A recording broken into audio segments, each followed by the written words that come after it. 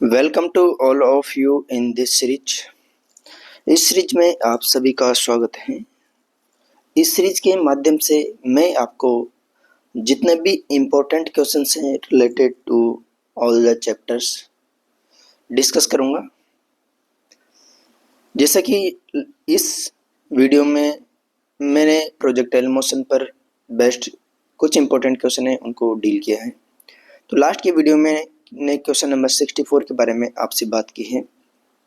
Question number 64 को कैसे handle करेंगे इसके बारे में मैंने आपको बताया है।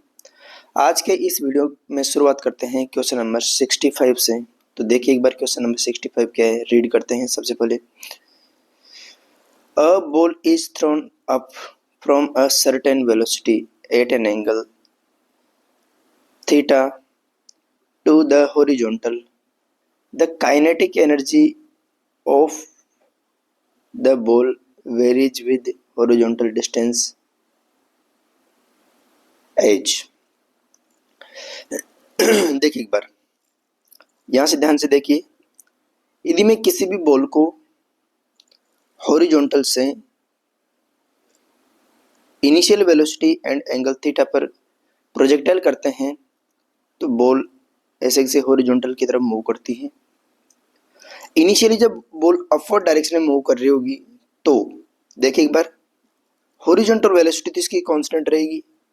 वर्टिकल वेलोसिटी जो जब तक बॉल मैक्सिमम हाइट को एच मैक्स को अचीव नहीं कर लेती हैं तो वर्टिकल वेलोसिटी जो रहेगी वी बाई वो डिक्रीज होती रहेगी, डिक्रीज होगी। मैक्सिमम हाइट पर जब पार्टिकल पहुंच जाएगा तो वर्टिकल वेलोसिटी तो जीरो हो जाएगी, बट इसकी हॉरिजॉन्टल वेलोसिटी क्या होगी, zero, not equal to zero होगी। जब ये डाउनवर्ड डायरेक्शन में मूव करेगा तो वर्टिकल वेलोसिटी इंक्रीज होगी एंड हॉरिजॉन्टल वेलोसिटी कांस्टेंट होगी। फिर ऐसे ऐसे इंक्रीज होती जाएगी एंड जिस वेलोसिटी से इसको थ्रो किया होगा एंड में जाके उसी से क्या करेगा, ये हिट कर जाएगा यहाँ पर, ठीक है। तो देखिए इनिशियली यदि अपन काइनेटिक, और ये देखा जाए तो डिस्प्लेसमेंट के साथ लीनियरली वेरी नहीं करेगी, ये पैराबोलिकली वेरी करेगी। तो इसका आंसर डी होगा। Initially maximum kinetic energy point of projection P पर होगी, यह है पॉइंट ऑफ हिट एच वाला पॉइंट। तो इनिशियली ये डिक्रीज होगी, मैक्सिमम हाइट पर जाकर जीरो ना होकर क्या होगी, मिनिमम हो जाएगी, मिनिमम के ई मिनिमम हो जाएगी। फिर इसके बाद डाउनवर्ड डायरेक्शन में आएगा तो इसकी काइनेटिक एनर्जी इंक्रीज होने लग जाएगी, ठीक है। तो ऑप्शन कौन सा सही है इसका, ऑप्शन डी सही है। देख सकते हैं इसे। तो आप यदि मैं जनरल पॉइंट के बारे में बात करता हूँ, जब किसी भी प्रोजेक्टाइल को अपन प्रोजेक्टाइल करते हैं तो मैक्सिमम हाइट तक इसकी काइनेटिक एनर्जी डिक्रीज होती है एंड पोटेंशियल एनर्जी क्या होती है, इंक्रीज होती है। आफ्टर मैक्सिमम हाइट इसकी काइनेटिक एनर्जी वापस इंक्रीज होने लग जाती है एंड पोटेंशियल एनर्जी क्या होने लग जाती है, डिक्रीज होने लग जाती है। क्यों? क्योंकि पोटेंशियल एनर्जी का इंक्रीज होने का कारण है कि जैसे अपवर्ड डायरेक्शन में जाएंगे तो हाइट की वैल्यू क्या होगी, इंक्रीज होती है और mgh के अनुसार इसकी पोटेंशियल एनर्जी इंक्रीज होने लग जाती है, ठीक है। इस टाइप से इस क्वेश्चन को डील करेंगे। तो आइए नेक्स्ट क्वेश्चन के बारे में बात करते हैं। क्वेश्चन नंबर 65, क्वेश्चन नंबर 66 क्या है। क्वेश्चन नंबर 66 बहुत ही सिंपल सा क्वेश्चन है, इसके बारे में अपन बात करना चाहिए। तो देखिए एक बार, a ball is projected a ball is projected upwards from the top of a tower with velocity 25 meter per second, making an angle of 30 degree with the horizontal. If the height of the tower is 70 meter, after what time from the instant of throwing will the ball reach the ground is? तो मेरे से इस question में सीधा सा time of flight के बारे में बात की गई है। सबसे पहले इसके डायग्राम के बारे में बात करना चाहूँ तो देखिए एक बार क्या है डायग्राम। ये ग्राउंड है मान के चलते हैं, ठीक है, ग्राउंड।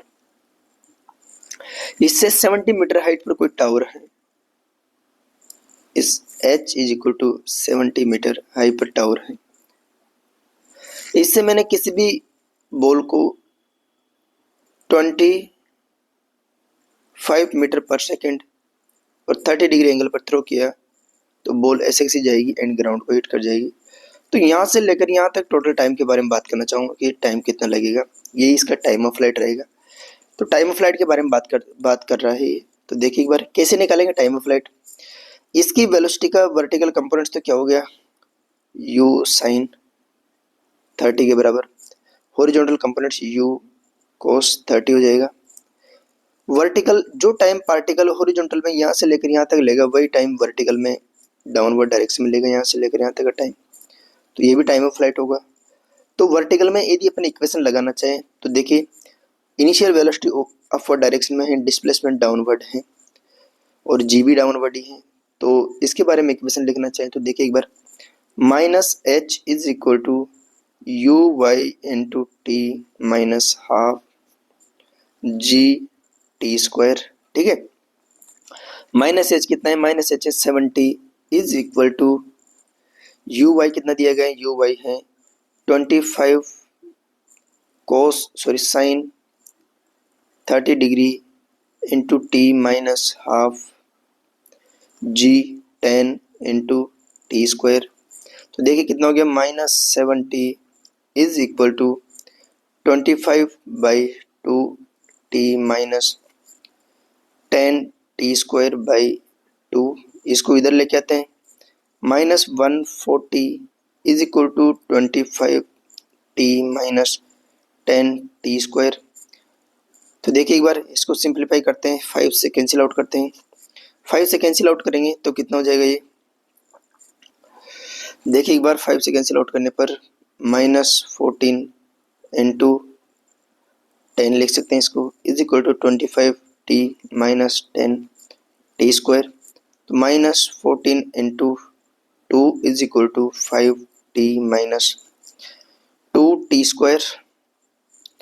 तो देखिए एक बार इधर यहाँ पर 2 T square minus 5 T minus 28 is equal to 0। After simplification जो टी की वैल्यू आएगी टी प्लस 2 एंड इसको सिंप्लीफाई करने के बाद जो आंसर निकलेगा अपना वो कितना आंसर हो जाएगा, तो देखिए एक बार आंसर कितना हो जाएगा इसका आंसर जो आएगा सिंप्लीफिकेशन के बाद T minus 7 is equal to 0। यहाँ से एक तो टी इज इक्वल टू -2 आएगा and T is equal to 7 आएगा। टाइम कभी भी नेगेटिव हो ही नहीं सकता, तो टाइम जो आएगा वो कितना 7 सेकंड इसका आंसर रहेगा। तो ऑप्शन कौन सा, ऑप्शन सी इसका एकदम करेक्ट आंसर है। आपको सिंपली कैलकुलेशन करना था और आंसर लेके आना था, ठीक है। नेक्स्ट क्वेश्चन के बारे में बात करते हैं, question number 67। Once again simple question, तो बात करते हैं क्या है question. At the height 80 metre an aeroplane is moving 150 meter per second 150 meter per second. A bomb is dropped from it so as to hit target.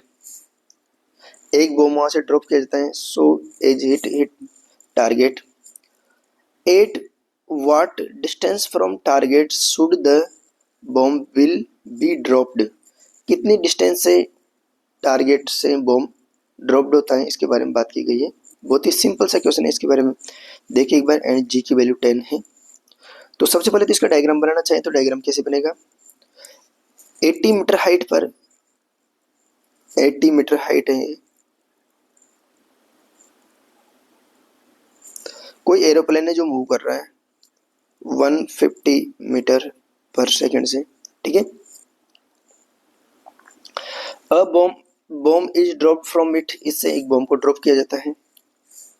तो bomb drop करेंगे तो bomb ऐसे से मूव करता हुआ आएगा, ठीक है।